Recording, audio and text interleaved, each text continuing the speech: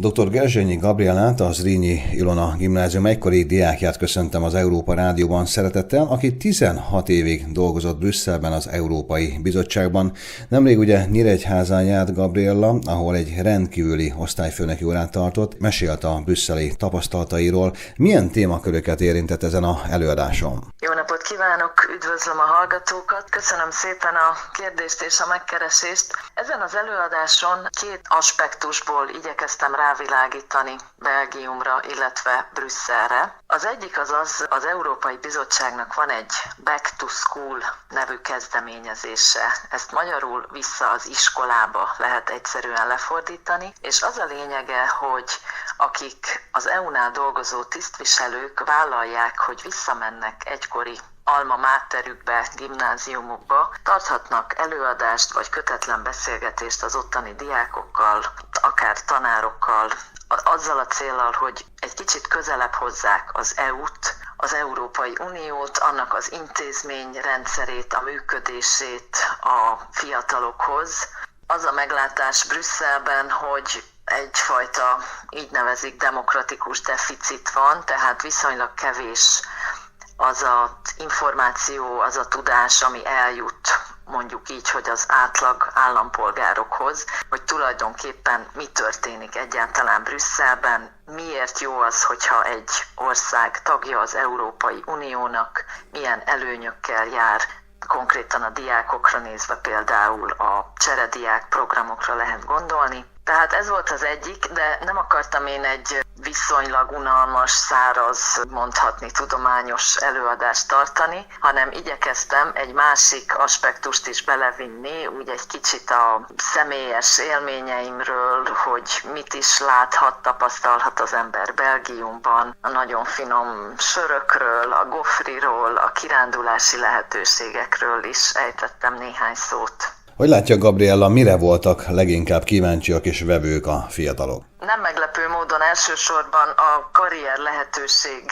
iránt érdeklődtek, tehát azon túl, hogy örömmel ugye részt vettek egy kisebb játékban, ha mondhatom így, próbáltam interaktívvá tenni az előadást, tehát jelentkeztek mondjuk annál, hogy ki ivott sört, vagy ki hányféle sört ismer, vagy mit látnak a képen, így mutattam egy kis részt a Eiffel-toronyból, egy másik kis részt az Atomiumból, ami Brüsszelben van, Eiffel-torony ugye Párizsban, hogy ez a kettő hogyan helyezkedhet el egymás mellett, akkor ugye kiderült, hogy ez a mini Európa Park, ami Brüsszelben van. Utána kértem őket egy kis közös gondolkodásra, hogy mi jut eszükbe, ha azt hallják, hogy Európai Unió, mi jut eszükbe, milyen előnyökre gondolnak például, és hát azon túl, hogy ugye itt a közös részben az előadás alatt ezen aktívak voltak a diákok, de a végén még néhányan oda is jöttek és kérdeztek,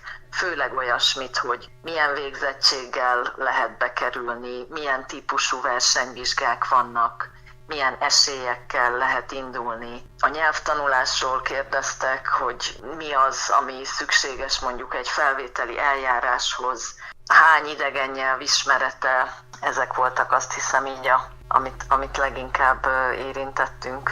Hogy látja, mennyire tájékozottak a fiatalok a Magyarországot érintő döntésekről? Ez egy nem könnyű kérdés, azért veszek nagy levegőt, meg gondolkodom egy kicsit. Én amennyire most ugye 8-9 hónapja vagyok itthon már, tehát tavaly júliusban költöztem haza a családommal Brüsszelből. Én nekem az a tapasztalatom, hogy eléggé szűrt az információ, ami eljut, illetve hát viszonylag egyoldalú, úgy köszönhető ez a médiának, talán mind a nyomtatott sajtónak, vagy az online információknak, de a fiatalok érdeklődnek, tehát a fiatalokban szerintem megvan a tudásvágy, meg a tudásszomj, és én igazából erre igyekeztem őket nagyon biztatni, hogy először is mindig járjanak utána a dolgoknak, tehát több oldalról is próbáljanak megközelíteni egy kérdést, vagy egy őket érintő témát. Másodszor ne ijedjenek meg a kihívásoktól, tehát ha azt hallják, hogy Brüsszel vagy Európai Unió, és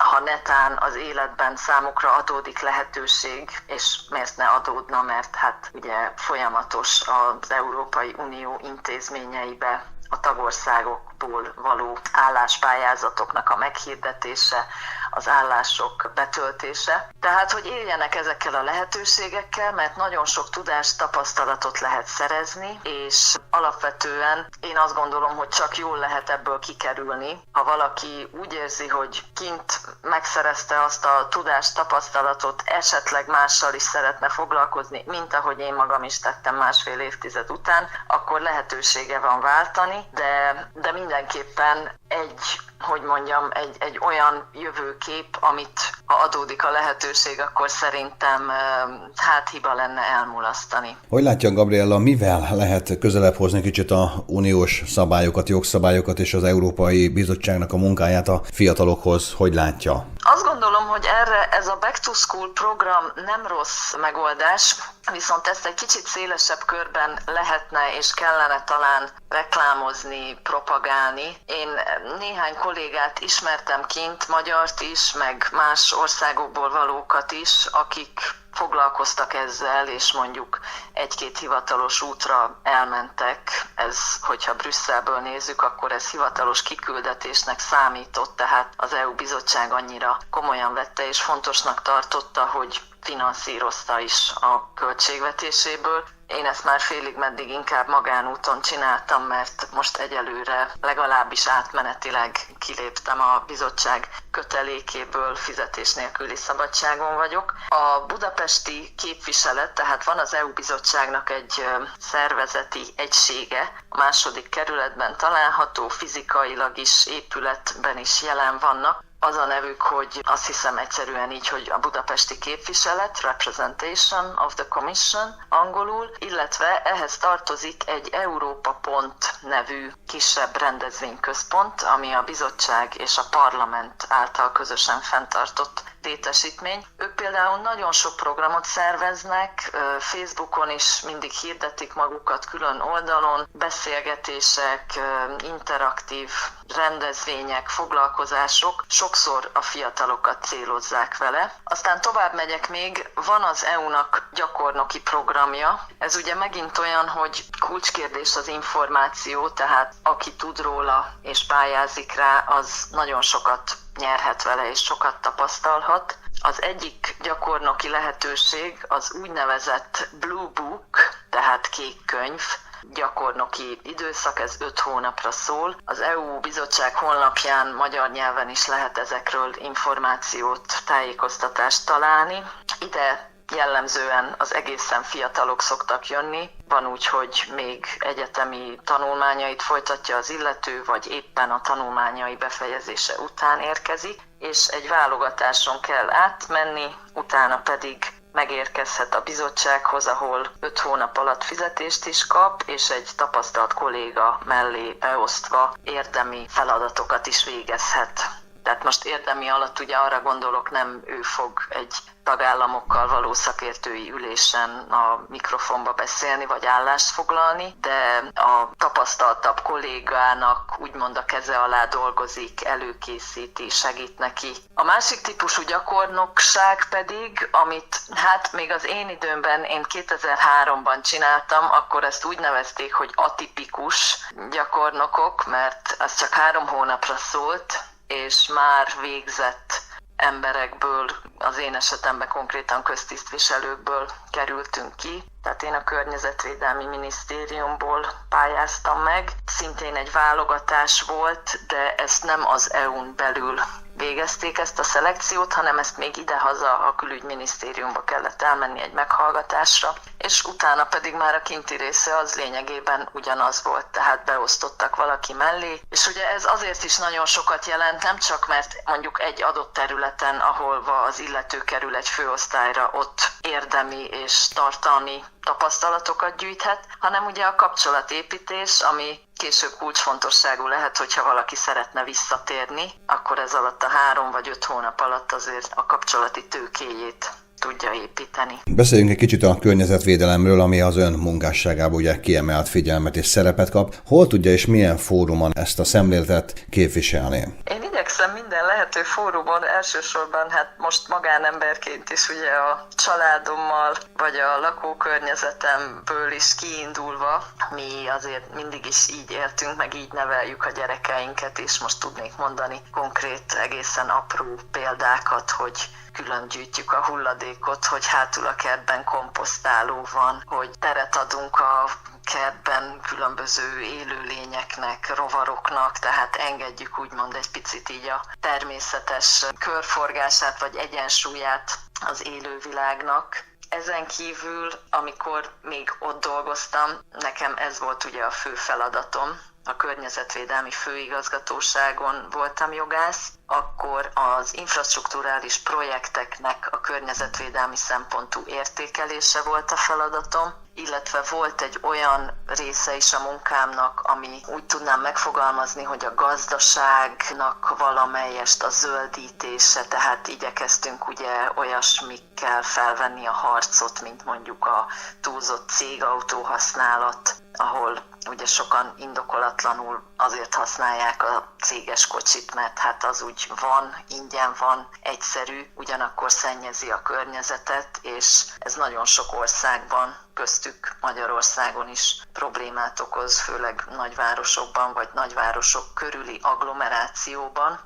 És most már ugye nem EU-s minőségemben, hanem magánemberként is megpróbálok például zöld üzeneteket megfogalmazni az írásaimban. Elkezdtem szép irodalommal foglalkozni, szép prózát írni, egy-egy kisebb novellában vagy tárcában is ugye igyekszem becsempészni egy-egy zöld üzenetet. Éppen nemrég kaptam egy felkérést egy online fórumba is, hogy ismeretterjesztő esszét írjak, mondjuk az állatvédelmi törvény, azon belül a kutyatartás szabályai, ez kicsit közvetve, de mégis kapcsolódik talán környezetvédelemhez is. Elkezdtem egy mesesorozatot írni, aminek az lesz a címe, hogy Beszéljünk zöldségeket, és itt különösképpen a kisiskolásokat szeretném megszólítani, meg célozni ezzel. Tehát kedves kis játékos történetek, amiben manók vannak, ugyanakkor mindegyiknek van minden epizódnak lesz egy zöld kicsengése, hogy éppen mi az, amit akár már gyerekként is, meg így osztálykiránduláson, születésnapon el lehet követni, mondjuk ne fújjunk fel fölöslegesen 500 lufit, vagy ne dobjunk ki 1,5 kiló szívószálat, műanyagot, tehát ilyesmikben is gondolkodom. És az sem utolsó szempont, hogy nemrég jelent meg ugye egy könyve, a Brüsszel után szabadon címmel. Ebben a könyvben mi motiválta, és hogyha esetleg néhány szóval bemutatná ezt a kötetét, hogy miről olvashatunk ebben a könyvben? Igen, ez tavaly jelent meg a Napkiadó gondozásában, októberben vehettem kézbe, azóta tartottunk már egy-két könyvbemutatót róla, és két szálból táplálkozott, vagy két forrásból táplálkozott ennek a könyvnek az ötlete. Az egyik az, hogy még néhány éve voltam csak EU-s tisztviselő, mikor úgy megfogant bennem az a gondolat, hogy talán hasznos lenne a később jövő EU-s generáció számára ötleteket adni, egyfajta kis információgyűjteményt megjelentetni arról, hogy zajlik a felvételi, milyennek a karrier lehetőségek. Ezt úgy magam is egy kicsit olyan száraznak, meg unalmasnak ítéltem, és valamivel később ez a másik forrása a könyvemnek, egy teljesen magánéleti, elkezdtem egy blogot írni, családi élet, gyerekek, hogy telt a hétvége, és ezek egyfajta humoros tárcák, ha úgy tetszik, kis szösszenetek lettek, amit hát többen dicsérték, hogy jó a stílusom, írnom kellene, majd nyugdíjas koromban írni fogok, ezt általában ezzel intéztem el, és aztán 2020 nyarán döntöttünk a hazaköltözés mellett, akkor úgy elkezdtem bedolgozni ezeket a korábbi blogbejegyzéseket, gondoltam, hogy talán egy könyv is lehet belőle, akkor ugye jött ez a cím, hogy Brüsszel után szabadon, és megjelenik ugyan benne a pályakezdésem, a brüsszeli pályám kezdete, a kezdeti nehézségek, nagyon sok fejezetében a könyvnek felvillan, hogy milyen egy ottani munkakörnyezet, milyenek az irodák, milyenek a kollégák, milyen a parkoló vagy a menza, de ezt már inkább olvasmányos, kicsit ironikus, humoros formában tettem, és nem az eredeti elképzelésem szerint kézikönyv vagy akár szakkönyv formájában, mondjuk felsorolásként. Ezen kívül pedig szó van benne gyakorlatilag mindenről, amivel belgiumi életem során találkoztam, tehát a nyelvi sokszínűségről, a kulturális életről, a kirándulási lehetőségekről. Írok arról is, hogy milyen a külföldiekhez való viszonya a belgáknak, a helyieknek, hogy mi hogyan tudtunk vagy nem tudtunk integrálódni, és családi élet, ugye nagyon sokaknál elég bonyolult megoldani, hogyha nagyszülők távol vannak, akkor ott babysitterekkel lavírozunk. Nekünk 2 gyermekünk született kint Brüsszelben, most 12 és 14 évesek, és hát nekünk is ugye ez mindig egy hozzáadott nehézség volt, hogyha mindkét szülő teljes állású bizottsági alkalmazott, akkor azt hogyan hangoljuk össze a családi élettel. Önnek szívecsücske Brüsszel, Unió és Belgium, de mi lesz a következő olyan tett vagy munkája, amit ebben az ügyben szeretne tenni? Mi várható a közeljövőben öntől? A közeljövőben azt hiszem, a gyökereimhez fogok visszatérni, mégpedig Kárpátaljára. Én Beregszázban születtem, és most elkezdtem már kisprózákban megjeleníteni elég sok mozzanatát az ottani életemnek, ami nem volt túlságosan hosszú, mert még 10 évesen voltam, amikor már átköltöztünk a határon Magyarországra, de hát ez meghatározó volt számomra az ottani környezet. Ugye a nagyszüleimmel közös háztartásban éltünk, magyar iskolába jártam, de voltak ukrán meg orosz barátaink is, és hát az átköltözésünk után is én rendszeresen visszajártam, meg főleg a hosszú nyári szünidőkre.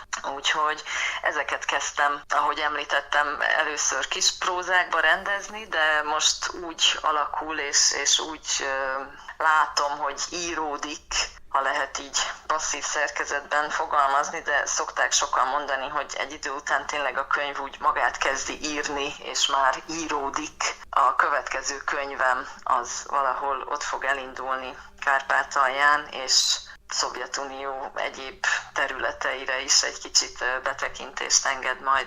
Én akkor ehhez a munkájához nagyon jó erőt, egészséget és kitartást kívánok, úgyhogy jó alkotás, dr. Gerzsenyi Gabriellát hallották. Köszönöm szépen a beszélgetést!